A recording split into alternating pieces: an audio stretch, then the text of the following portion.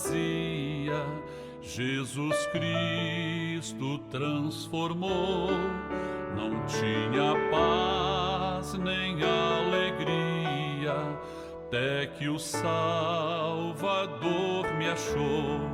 Tal como a flor que no jardim desponta para a luz do sol, assim brilhou um dia em mim Jesus. Nasci de novo para entender o amor que Cristo tem por mim. Jesus achou-me, agora sou feliz. Para me encontrar, perdeu sua vida, meu Jesus, o bom pastor. A mão que foi na cruz ferida me salvou, tão pecador. A ti, Jesus, Cordeiro eterno, confesso que és meu Salvador. Já me lavou teu sangue carmesim.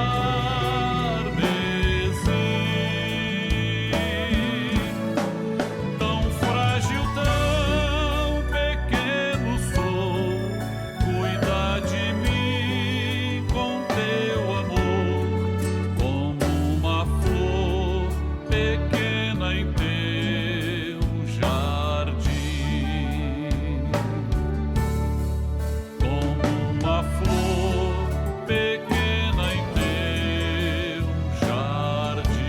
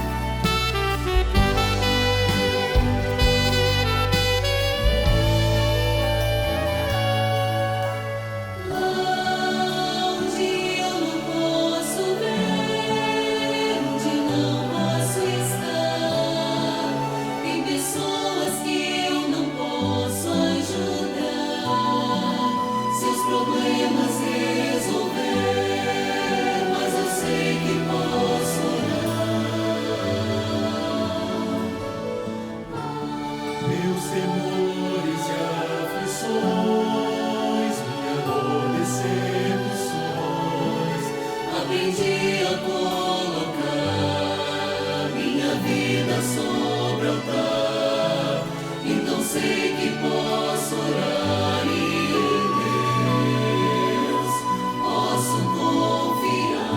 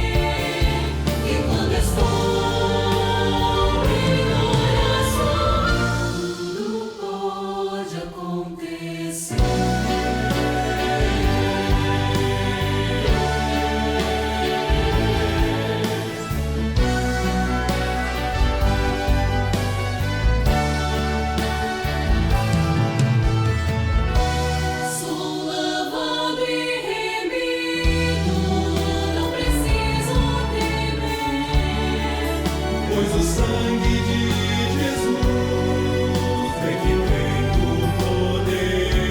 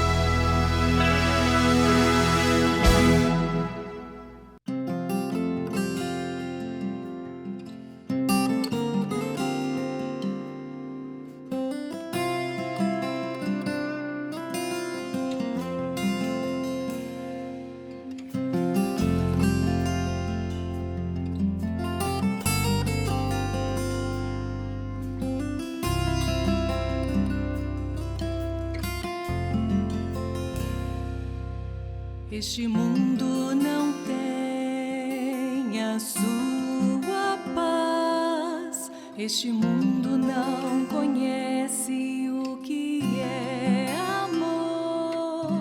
Este mundo não sabe o que é ser feliz. A paz do Senhor Jesus. Dentro de 5 minutos, daremos início às participações da Escola Bíblica Dominical, transmitidas por esse canal. Convidamos você e sua família para participarem. Compartilhe esse link, passe para amigos, vizinhos, parentes, pessoas por quem você está orando. E juntos receberemos uma grande bênção do Senhor.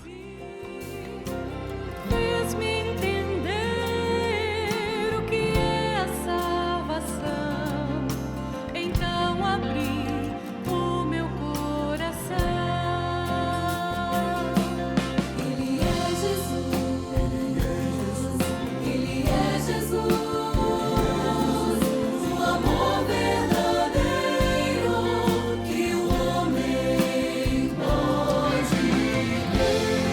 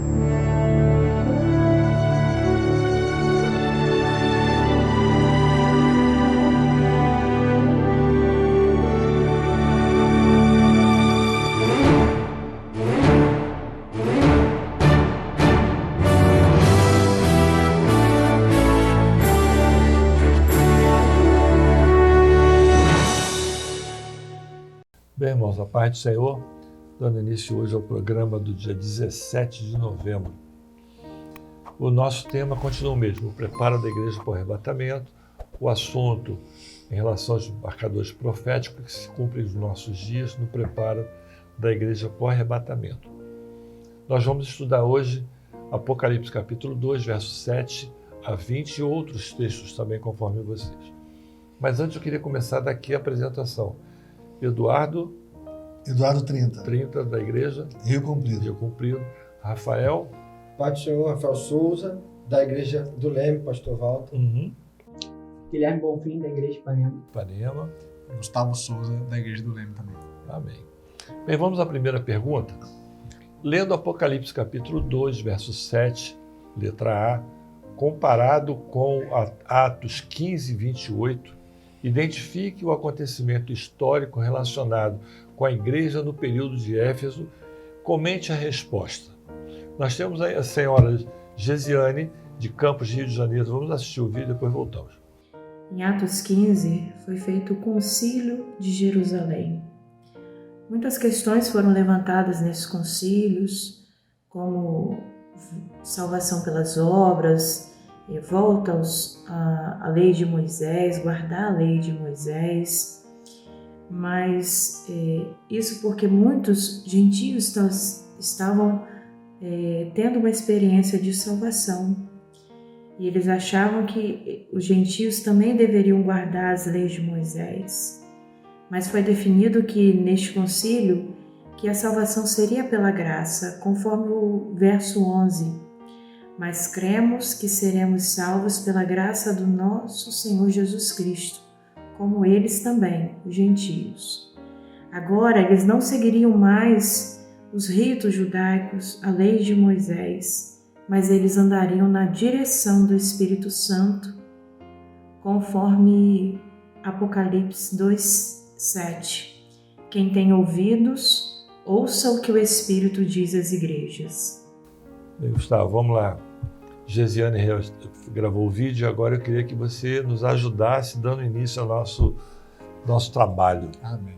Vamos complementar a resposta da irmã, né? Ela, de forma bem assertiva, respondeu, né? A resposta direta da pergunta é o Concílio de Jerusalém, que é um acontecimento histórico que aconteceu ali na igreja de Éfeso.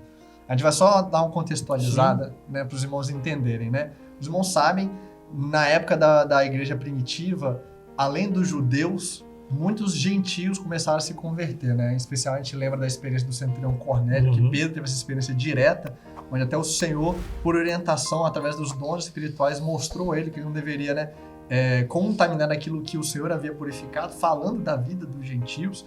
Mas junto com os gentios, também próprios fariseus também estavam aceitando o evangelho, se convertendo ao Senhor Jesus, e por causa disso, como havia uma população judaica muito maior e muito mais importante em relação aos gentios, começou-se a subir o entendimento de que esses gentios deveriam, como os judeus, seguir a lei de Moisés, para que eles fossem santificados. Então não bastava para essa população judaica, para essa população que veio dos fariseus, não bastava simplesmente terem aceitado o Senhor Jesus, terem recebido o Senhor Jesus como Salvador, mas para que eles pudessem se santificar, o processo de salvação fosse dado, continuado, eles precisavam seguir a lei de Moisés também. E aí, Paulo e Silas Paulo e Barnabé, entraram então em grande discussão com esses fariseus, com esses judeus que haviam se convertido, pois eles não concordavam com isso, sendo necessário assim que a igreja e na pessoa dos apóstolos se reunissem para que eles pudessem buscar do Senhor a direção para essa questão que estava levantada. Então o Senhor, por orientação, Pedro se levanta, vai falar da sua própria experiência, de como o Senhor o orientou. Tiago também vai se levantar e vai explicar aquela população que estava ali também como o Senhor, e é o versículo que está como referência, né? Pareceu bem ao Espírito Santo. Né? Como é que eles vão saber o que pareceu bem ao Espírito Santo se o Senhor, se o próprio Espírito não se revelar? Então quem deu essa orientação foi o próprio Senhor Jesus, através do seu Espírito Santo. E qual foi a orientação que o Senhor disse? Que não haveria mais esse peso da lei sobre aqueles convertidos, mas, pelo contrário, aquele que se converteu, aquele que aceitou o Senhor Jesus, vai ser salvo pela graça do Senhor. Efésios, né? Lá em Efésios, né? Onde o próprio Paulo vai escrever aquele povo, falar, olha, pela graça sois salvos por meio da fé. Não vem das obras. Mas então, não vai ser agora a lei que vai cumprir, que vai te santificar. A lei não tinha mais esse poder normativo em cima do povo. Apesar de até hoje ter uma direção moral, a lei mostra, revela qual é a moral de Deus, mas ela não tem mais sobre nós um peso normativo. Pelo contrário, a única coisa que sobrou, vamos dizer assim, né, da lei para que nós cumpríssemos hoje é o que está escrito no verso 29. Nós devemos nos abster de qualquer comida que seja sacrificada a ídolos, do sangue, ou seja, nada de molho pardo, dos animais sufocados e da fornicação, que é a relação sexual antes do casamento. Fora isso, a lei não tem mais esse peso, mas ainda hoje nos convém seguir essas orientações, que foi a orientação que o Senhor revelou aos discípulos naquele momento, né? E até complementando o Gustavo, uma coisa importante, né? Através do Espírito Santo, o Senhor vai também revelando através ali, junto aos dons espirituais, né? Então, os dons espirituais que estavam sendo revelados lá naquele momento, também continuaram e continuam até hoje, né? Então é importante o entendimento de que o Espírito Santo que foi ali revelado ali, né? Através da revelação foi dada o entendimento da graça, ele permanece, né? Esse entendimento que nós temos hoje através do Espírito Santo, que vai direcionando como a igreja deve agir através dos dons espirituais. Até eu peguei uma passagem em Amós que fala aqui, certamente o Senhor Jeová não fará coisa alguma sem ter revelado o seu segredo aos seus servos, os profetas. Então, o que são os segredos? São os dons espirituais, que o Senhor vai direcionando, o Senhor vai revelando, e assim, até uma outra passagem que fala, sem profecia, o povo se corrompe. Hoje, muitas igrejas não usam os dons espirituais, não se deixam levar ali pela importância dos dons espirituais para ali, talvez, governar com a vontade humana, e não com a vontade do Espírito Santo, que foi ali feito naquele momento e permanece até os dias de hoje. Né? Mais alguma coisa? Eu queria aproveitar, colocar aqui, que diante daquilo que a gente está estudando na IBD, é fundamental a importância o Concílio de Jerusalém. O Espírito Santo prepara Pedro com a visão do lençol e Paulo vai com a palavra, que é a espada do Espírito, para dizer que a salvação é pela graça e não é pela lei, e que os gentios são participantes desta bênção, tirando assim todo o conceito judaizante que a casta religiosa queria implantar com as ideias de Balaão e dos nicolaítas. E mais tarde, esta casta seria, por insistência, levada a colocar essas ideias como doutrina para desviar a igreja fiel do sacrifício do Senhor Jesus e a fé verdadeira em um projeto chamado Evangelho.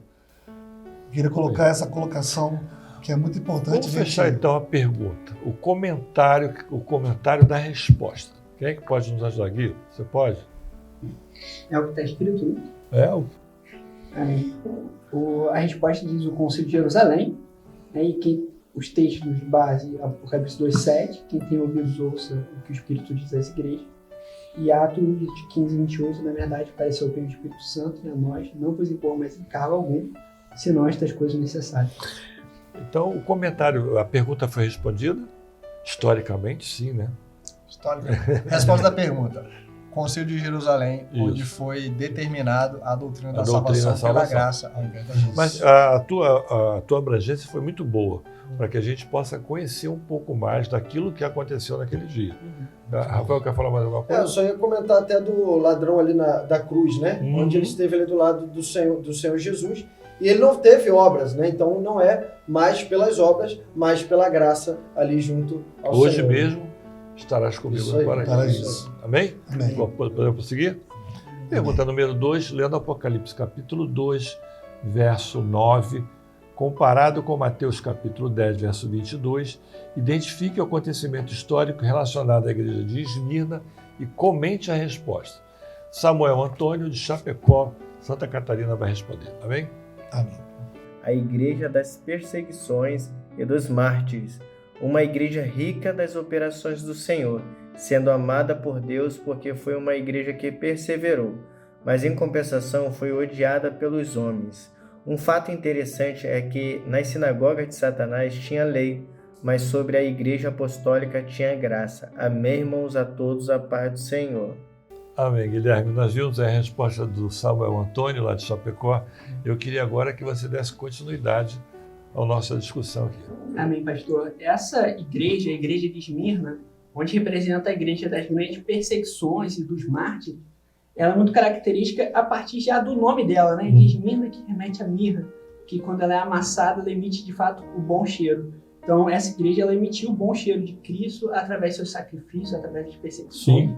Ela encarou de uma maneira muito nobre, e até na carta, né, onde o Senhor ele fala a essa igreja, através de João, na revelação de João, ele diz: ser fiel até a morte e dar-te a coroa da vida, porque essa igreja ela entendeu que havia alguma coisa mais valiosa do que a própria vida dela, que era essa coroa que estava prometida para a igreja de Esmirna. E eu também gosto de uma frase que, inclusive, o pastor Gilson ele citou em uma das lives que a gente assistiu recentemente, de Policarpo de Esmirna, né, um mártir, onde ali no momento em que ele foi chamado, né, para de fato ou negar a Cristo ou morrer, ele diz a seguinte frase, que aos 86 anos ele servia a Cristo e nenhum mal ele tinha recebido dele. Como ele poderia blasfemar contra o seu Senhor e Salvador? Então, eu acho que esse é o sentimento que estava no coração daquela igreja e que, em frente às perseguições, a gente tem que conservar em nosso coração também. Há uma coroa reservada ainda para a igreja esses dias, há de fato um sentimento de que temos gratidão ao Senhor, o amor dele nos constrange e não podemos negar esse nome de forma alguma. Esmirna foi uma igreja rica, né? Rica espiritualmente. Né? A gente, quando fala rica, a gente pensa logo materialmente, mas não. Espiritualmente, por causa das grandes perseguições. Não é isso? Quer falar alguma coisa, Gustavo? Não, complementar isso, né? Rica no sentido espiritual de que ela rejeitou os valores deste mundo aqui pelos valores eternos. Inclusive já foi tema de uma das nossas reuniões aqui. E até uma coisa interessante, pastor, em relação até à astúcia do adversário, né? Que primeiro tenta contra a doutrina. Quando ele não consegue ser contra a doutrina, ele vai contra a carne, né? Interessante, até lembrei da passagem de Paulo, quando Paulo vai a Jerusalém, ele fala para aqueles que estavam ali junto a ele, falando, olha, se for para morrer lá, eu vou pelo ministério, eu vou pelo Senhor. E é interessante porque Paulo, quando é preso, e ali depois de ser açoitado, ele pede uma palavra. E quando ele pede uma palavra, ele poderia falar tantas coisas, inclusive negar a fé. Mas ao invés de fazer isso, não. Ele conta a experiência de salvação. Então é aquele que não tem receio de morrer por esse evangelho, que foi ali o que aconteceu com aqueles homens. Aqueles homens entregaram a vida sem medo de morrer pelo evangelho. E aí, claro, né, a gente sabe até, lembrando da passagem ali de Gamaliel, quando ele fala, olha, se essa obra for do Senhor, se essa obra for de Deus, ela vai permanecer. E essa obra permanece até os dias de hoje. Né? Pegando aquilo que ele está falando aqui, que Gamaliel falou, o adversário, ele não tem a onisciência. Então, ele usa a razão do homem. Então, o que acontece? Em Éfeso, ele vai na doutrina e não consegue. Em Esmirna, ele causa uma confusão. Ele causa uma confusão com a morte ali, colocando a morte dos servos do Senhor, aonde que não era morte. Os servos dormiam no Senhor. O que acontece? Causando uma confusão, ele usa de astúcia, pela razão, e traz agora todo mundo em Pérgamo, trazendo para perto, dizendo que é uma coisa boa, que é a verdade relativa. Aquela que parece ser verdade, mas não é. Ele engana, ele traz a mentira para trazer todo mundo para si, depois de uma confusão, e ali ele consegue trazer a doutrina falsa, que é a doutrina do Balaão, a doutrina dos Nicolaítas. Queria fazer esse pequeno comentário. É bom lembrar aquilo que o Rafael começou a falar, né? Em Éfeso, doutrina consolidada. O adversário quer acabar com a doutrina. Passou em Esmirna, a gente não conseguiu acabar com a doutrina, agora vamos fazer o quê? Vamos fazer a tentativa de matar. A gente mata para encerrar. Foi o contrário, né? As pessoas estavam nas arquibancadas se convertendo. Exatamente. Quanto mais morria, mais pessoas se convertiam. E agora, em Esmirna, em Pérgamo, Já que é uma coisa que semana passada um menino falou, já que não pode com eles, se junte a eles, vamos juntar tudo que de repente funciona. E nós vemos o contrário, né? Através de uma mentira, né? Que ele traz todo o povo, mas ele tem um interesse humano de político, trazer. Político. Porque quanto mais matava, mais aparecia, quer dizer, não matava, dormia, né? O Senhor, mais aparecia. O que o adversário fez? Vamos fazer o seguinte, vamos trazer todo mundo e vamos doutrinar da nossa maneira. Vamos trazer para o Império Romano e para a casta religiosa, que era os judaizantes, que perseguiram Jesus. Os dois perseguiram Jesus, né? E quem persegue, pastor Amadeu fala isso, né? Quem persegue a igreja, persegue o Senhor. Com certeza. Que já é o tema da próxima pergunta. Com certeza. Amém. Vamos lá? Pergunta 3, lendo Apocalipse capítulo 2, verso 14 e 15, comparado com Atos capítulo 20, versículo 29 e 30, identifica o acontecimento histórico relacionado com a igreja no período de Pérgamo. Novamente, vamos comentar a resposta. Amém? Amém. Nós temos Paulo Márcio, a pessoa, figurinha carimbada do nosso programa, né? Respondendo a pergunta, ele é lá de Barra Mansa, Rio de Janeiro. Vamos ver. A igreja do casamento pervertido. Após a oficialização do cristianismo pelo Império Romano, iniciada com a conversão de Constantino, esse favorecimento imperial levou à entrada de práticas pagãs e heresias na igreja, uma oposição que visava substituir aquilo que era espiritual por aquilo que era material. Como podemos ler 2 Timóteo 4, verso 3 e 4, que diz: porque virá tempo em que não suportarão a sã doutrina, mas tendo comichão nos ouvidos, amontoarão para si doutores, conforme as suas próprias concupiscências, e desviarão os ouvidos da verdade, voltando às fábulas. Amém. A paz do Senhor. Vamos lá, Eduardo. Vimos aí a resposta do Paulo Márcio, nos dá o início de uma discussão que nós vamos ter. Amém. O irmão falou muito bem. E o fato histórico que se deu foi a união da igreja com o Estado. Sim. Que foi feito o casamento pervertido. Que nós usamos hoje, né, como casamento pervertido. Casamento pervertido. Tem até pessoas que falam que é o noivado pervertido nessa época de Constantino. Né, que depois foi...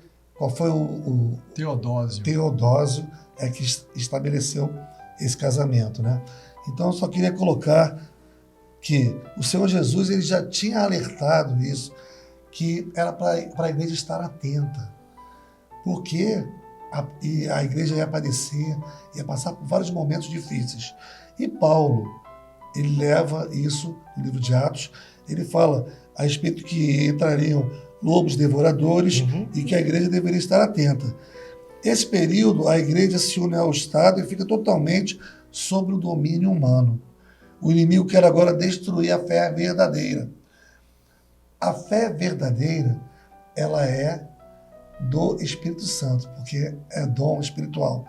A razão entrando por interesses humanos, o interesse do Império Romano, o interesse da casta religiosa também que perseguia, juntou-se tudo e tornou esse casamento pervertido, que foi o fato histórico da união da igreja com o Estado.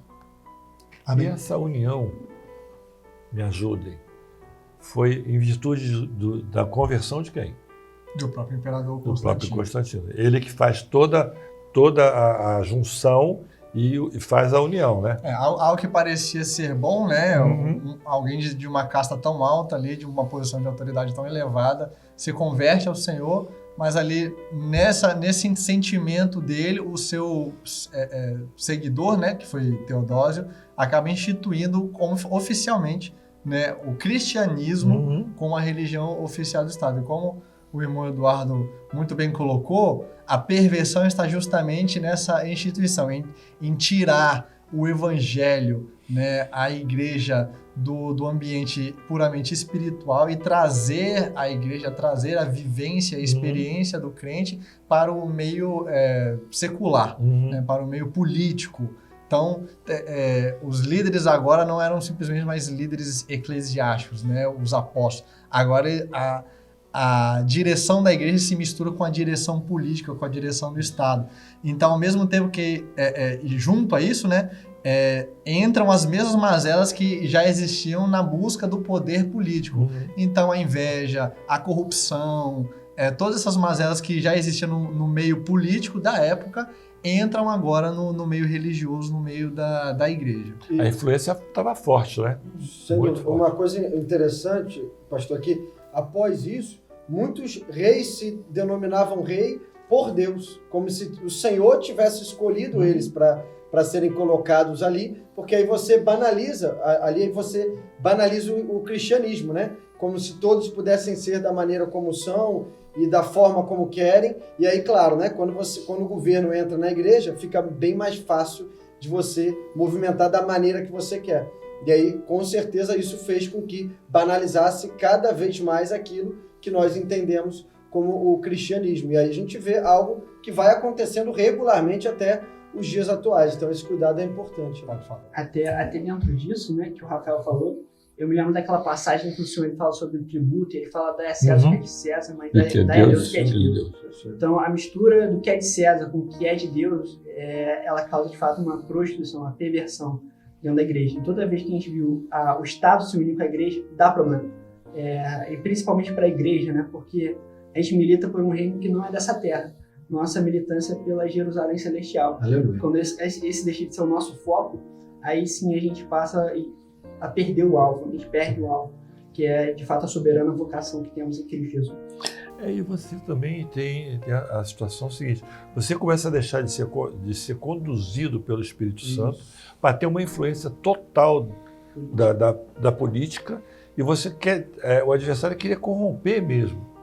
Tira a direção do Espírito Santo. Uma das grandes perversões que aconteceu nessa época com a junção é que o Império Romano, uma das grandes características dele é que religiosamente era um império panteísta, que significa que eles tinham muitos deuses. Exatamente. E quando eles conquistavam novas terras, eles não afogavam, não abafavam a religião e as crenças locais. Pelo contrário, eles absorviam as crenças e juntavam-se. Então, cada vez que uma tribo, ou uma população, ou uma cidade era anexada ao Império Romano, essa crença deles era anexada ao grande panteão dos deuses romanos. Então, tanto que Paulo vai numa das suas viagens, ele vai lá para Roma e encontra lá um anfiteatro, um grande espaço ali, com várias imagens a Deus, e inclusive um espaço separado para o Deus invisível, né?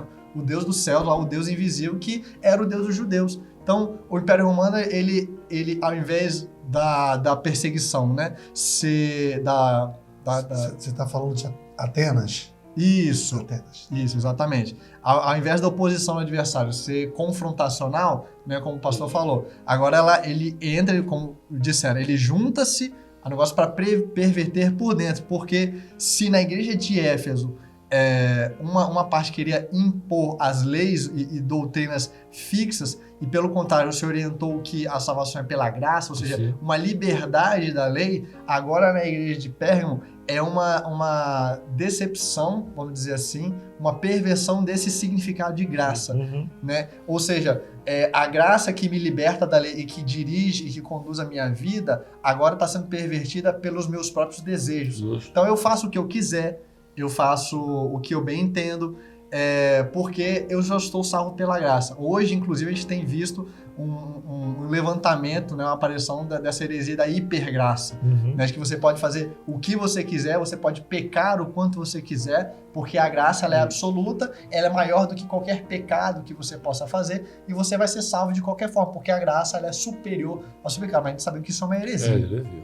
E aí, só para complementar, pastor, dentro do que o Gustavo falou, é o que está na palavra, né? No meio de vós, lobos cruéis. Então, a entrada dos lobos, né? E aí, claro, naturalmente, matando o rebanho, as ovelhas. Então, esse cuidado, trazendo para os dias de hoje, também, naturalmente, o que vai acontecer? Você vai perder a tua salvação porque você está começando a ouvir os lobos e aí as coisas que são aceitas pela razão humana e não pelo espiritual. E interessante que vão morrendo sem fazer barulho, né? Isso. O lobo vai devagarzinho, vai pegando e acaba com o rebanho, não é? No silêncio. O Império Romano, ele estava falando e eu estava aqui, e o senhor completou, o Império Romano é estrategista. Então a estratégia que ele usou foi exatamente essa, para poder destruir a fé. Né? Amém? Amém? Pergunta número 4, lendo Apocalipse capítulo 2, verso 20. Qual o sentido profético da mulher? Se refere à igreja fiel ou a infiel? Temos a jovem Isa de Caicó, Rio Grande do Norte. Vamos ver. A mulher se refere à igreja infiel, simbolizada aqui por Jezabel, que era a esposa do rei Acabe e que, através de várias medidas, buscou afastar o povo de Israel do Deus verdadeiro. A igreja infiel, ela nos fala de uma religião que parece ser espiritual, mas que é guiada por interesses pessoais, valores terrenos e que busca matar a profecia no meio da igreja fiel, afastando o povo da doutrina verdadeira.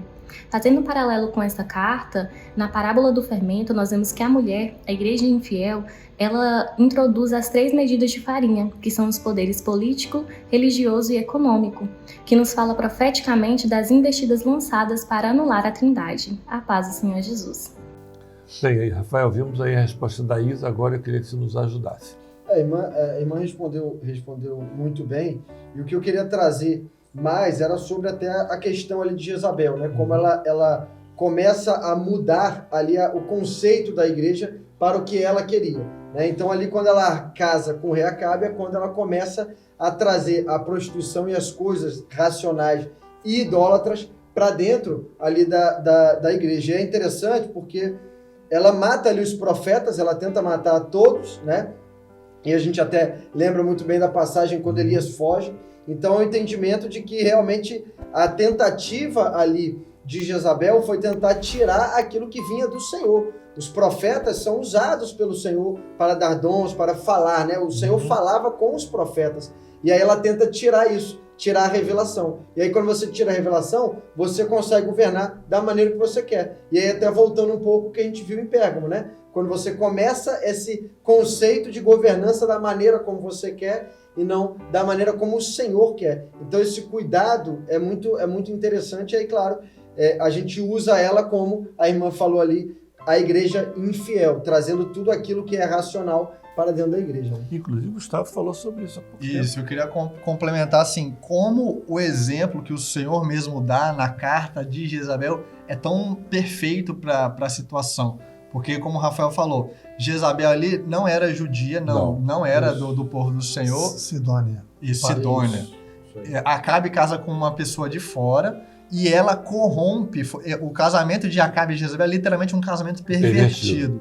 Né? Ela acaba corrompendo, como o Rafael falou, todo o entendimento. E é interessante como a profecia para a igreja de Tiatira é uma continuidade da profecia para a igreja de Pérgamo. Porque na parábola equivalente, lá nas parábolas do reino de Mateus, né, a parábola equivalente para a igreja de Pérgamo é a árvore de um grão de mostarda que é plantado e dá uma grande árvore. Ou seja, a fé, a igreja, quando foi plantada no campo político, como nós falamos aqui na igreja de Pérgamo, ela vira uma instituição tão grande que, na verdade, ela usurpa o governo do Estado. Que nessa época aqui da igreja de Tiatira, apesar de existir ainda figuras ali de autoridade, como rei, como governadores, todos sabemos, e a história nos mostra, que quem governava de fato a região e as coisas todas era a igreja. Então, como que isso o Senhor mostra através do exemplo de Jezabel, que leva o povo a fazer justamente o que o Senhor lá no Concílio de Jerusalém orientou a não fazer.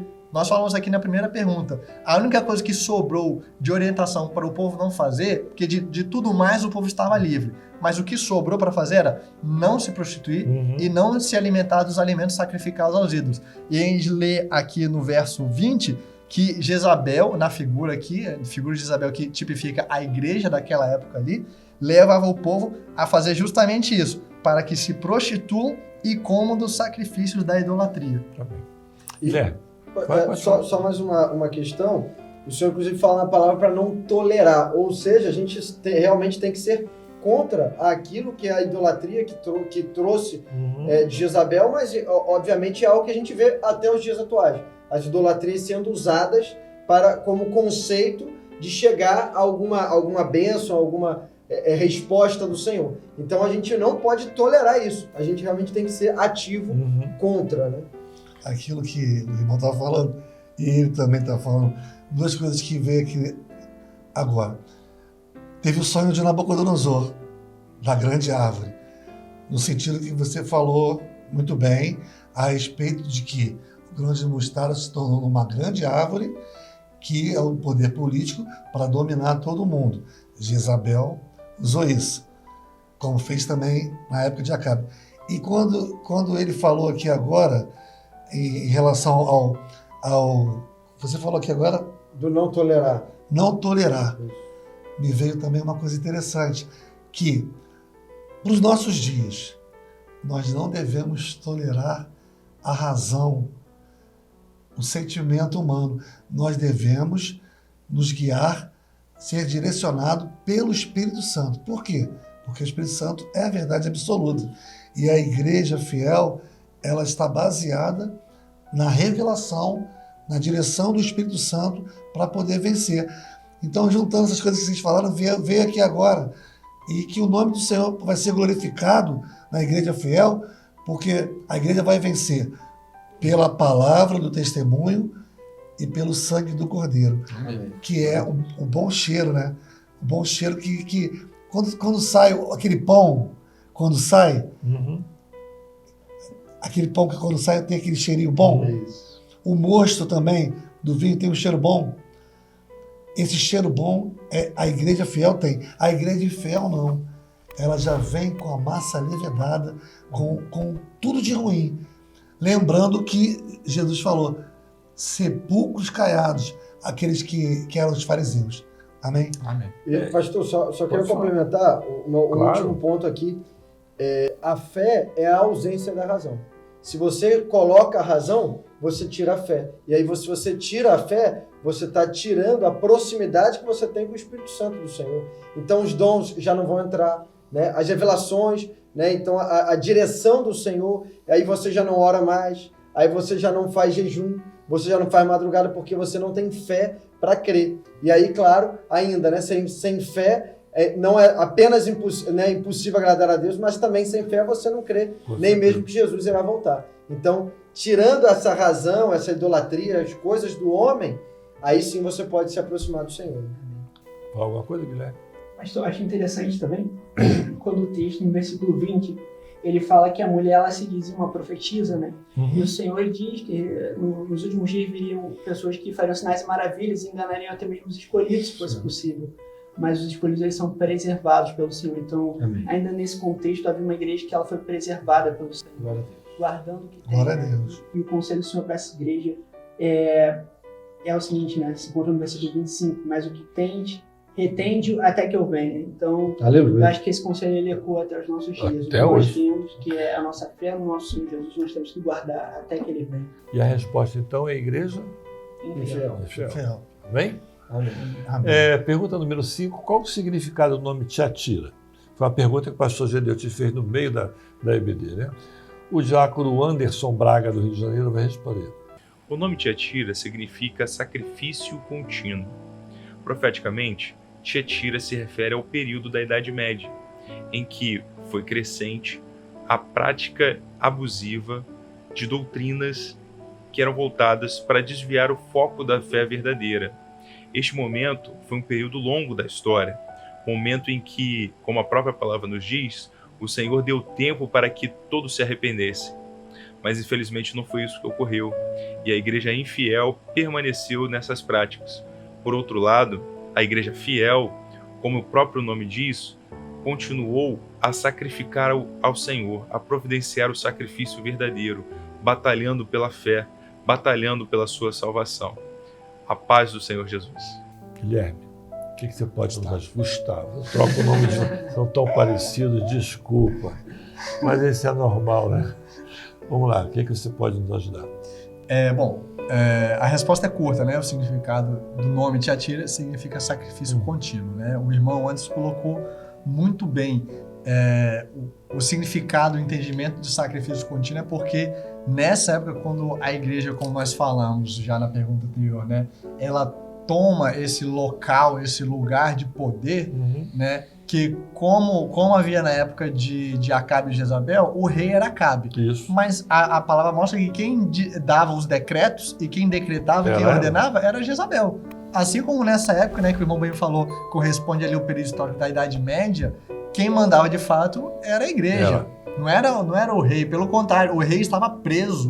O rei subjugado pela igreja, né? Tinha as pessoas ali dos conselhos e dos reinados estavam presos, subjugados as pessoas da religião.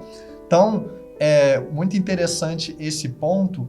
Eu achei um ponto muito interessante que eu queria comentar. Quando ele disse que o Senhor deu tempo para a igreja, né? Por isso que foi um período historicamente tão longo, né? Mas um tempo para quê? Para que a igreja se arrumasse, não, para que a igreja se arrependesse.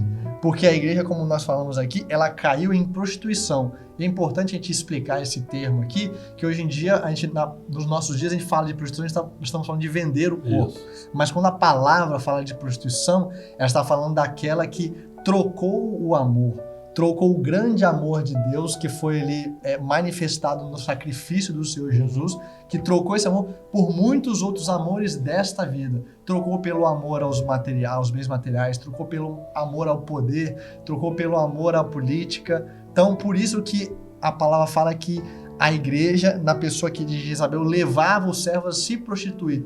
E o Senhor deu tempo para que ela se arrependesse dessa prostituição, mas infelizmente a igreja não se arrependeu. Pelo contrário, né? Com cada vez que o tempo passava, mais liturgias eram criadas, mais dogmas eram criados, a ponto até de ensinarem os santos a não mais buscarem ao Senhor Jesus.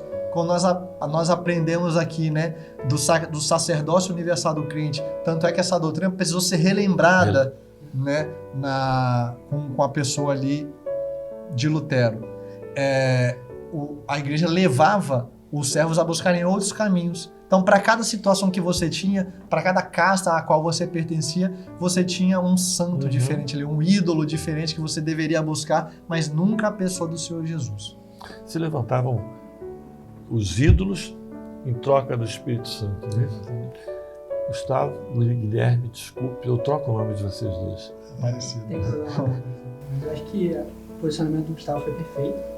Né? E que bom que foi lembrado essa questão do sacerdócio universal, né? Porque é precioso para a gente poder acessar a face do Senhor sem um intermediário, sem de alguém para impedir, na verdade, né, o nosso acesso. Não é que dava acesso, mas impedir o nosso acesso.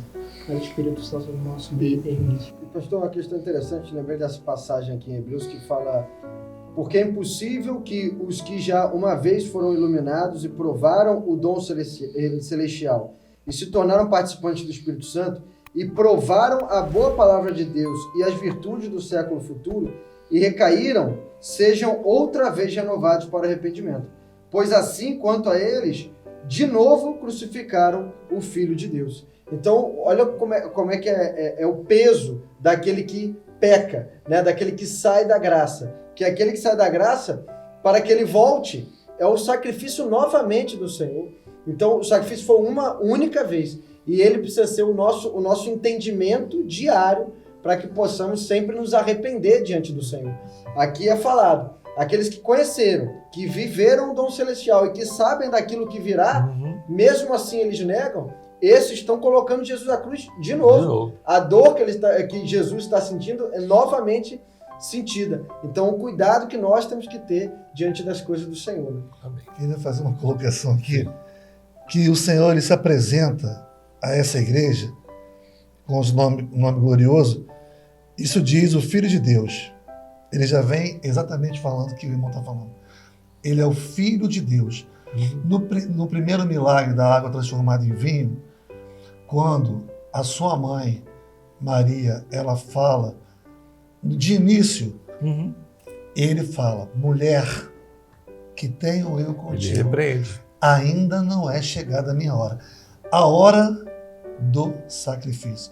Então, a valorização do sacrifício do Senhor Jesus, ela é constante na igreja fiel, porque é o derramamento do sangue, que é o amor de Deus. E Deus quer salvar a todos. Deus amou o mundo de tal maneira que entregou seu Filho, né? Unigênito. Então, o que acontece? Ele já coloca aqui, ó, Filho de Deus, que tem os seus olhos como chama de fogo. Nada sai do controle do Senhor. Pode se levantar Jezabel, que ela vem como um símbolo de apostasia, prostituição, corrupção, tudo de ruim. Vai trazer no primeiro milênio morte, que nós vamos ver mais à frente, quando estudar essa igreja mais à frente. E aqui, para finalizar, os pés semelhantes a latão reluzente. Será julgado. Será julgado. Amém. A igreja teve 1000 anos, né? 1000 anos para poder, com um período de arrependimento. Muito tempo. Amém? Amém? Agora nós vamos entrar no período das crianças, nós vamos cantando, você gosta, né? Nós vamos cantar o hino com elas, depois nós voltamos. Amém. Amém. Se o profeta levantar.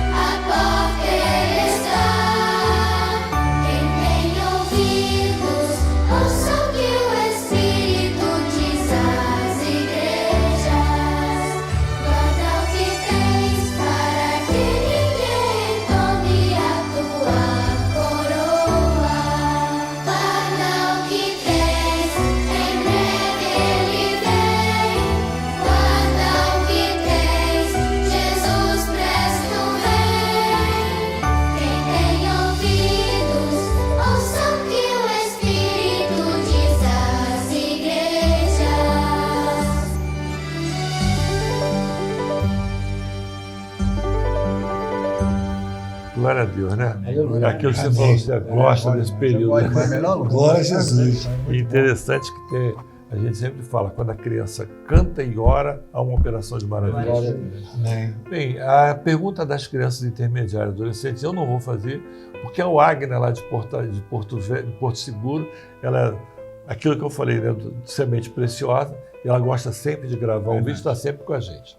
A Wagner Bento, de Porto Seguro, o Caleb Sampaio, de Salvador, e o Davi Pereira, de Eunápolis, Bahia. Nós vamos ver o vídeo e depois nós vamos continuar.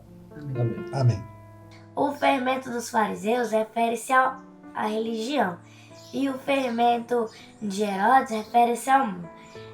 E em Mateus 13:33 nos diz: outra parábola lhes disse: o reino dos céus é semelhante ao fermento que uma mulher toma e introduz em 3 medidas de farinha, até que tudo esteja levedado.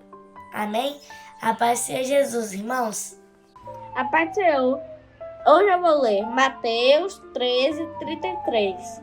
Outra parábola lhes disse: o reino dos céus é semelhante ao fermento que uma mulher toma e introduz em 3 medidas de farinha, até que tudo esteja levedado.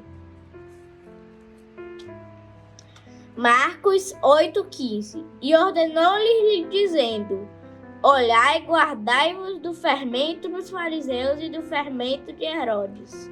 Comparando os textos, eu entendi que o fermento dos fariseus representa a religião e o fermento de Herodes representa o mundo.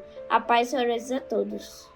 Davi, ao ler Mateus capítulo 13, verso 33, comparando com Marcos capítulo 8, verso 15, a que se refere o fermento dos fariseus e o fermento de Herodes? O fermento dos fariseus refere-se à religião O fermento de Herodes refere-se ao mundo. Mateus 3:33. Outra palavra lhes disse: o reino dos céus é semelhante ao fermento que uma mulher toma e introduz em 3 medidas de farinha, até que tudo esteja levedado.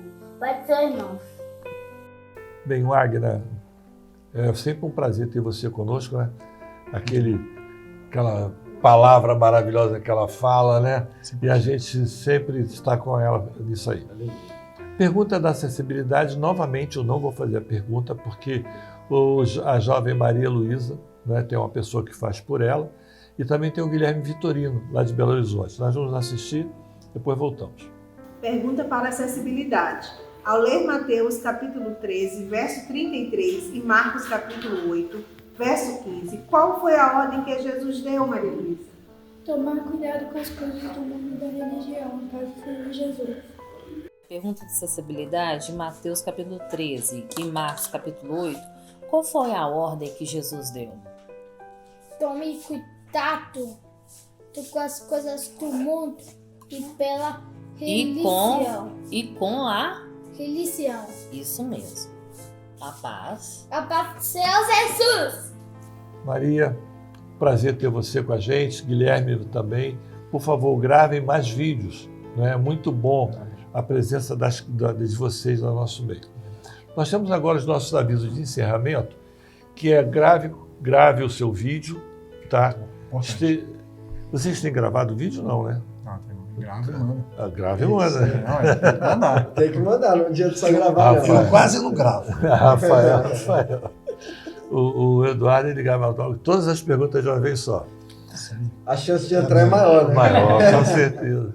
Nós temos também o nosso canal no YouTube, que eu acho que todos vocês estão inscritos, né? Ative a notificação. Tu está ativando a notificação, Rafael? Com certeza, recebo tudo lá. Tem que badalar o sino. Tem que badalar o sino. Isso, tem que colocar lá. Dias da mocidade, né? De pastor para pastor, isso aí é tudo. Sobre as cartas, né? Isso aí. Também, Momento da doutrina. Momento da doutrina. Glória a Deus. Com o Amadeu, né? Amadeu. Nós temos também um alerta para vocês. No dia 1º de dezembro, nós vamos ter o Trombetas em Festa 2024. Aleluia. Nós temos um roteiro para convite, né? Acho que o pastor daqui do Leme, lá também, do teu lado, está fazendo, né? Lá também em Ipanema, né? O Márcio está fazendo, né? Vamos seguir isso. É muito bom a gente convidar as pessoas. Daqui a um pouquinho nós vamos ter o nosso culto nas nossas igrejas, às 19 horas, e às 20 horas o nosso canal do YouTube. Mandem o link para 5 amigos teus. Amém. Nós estamos fazendo um propósito disso. Todo domingo mandar 5 links para amigos. Amém? Amém. Amém. Domingo que vem estaremos juntos. Amém? A paz do Senhor Jesus. Paz do Senhor. Um alerta para o mundo sobre a volta do Senhor Jesus. Trombetas e Festas 2024. Domingo, 1º de dezembro, às 11 horas da manhã, em uma igreja cristã Maranata mais próxima de você. Maranata, o Senhor Jesus vem.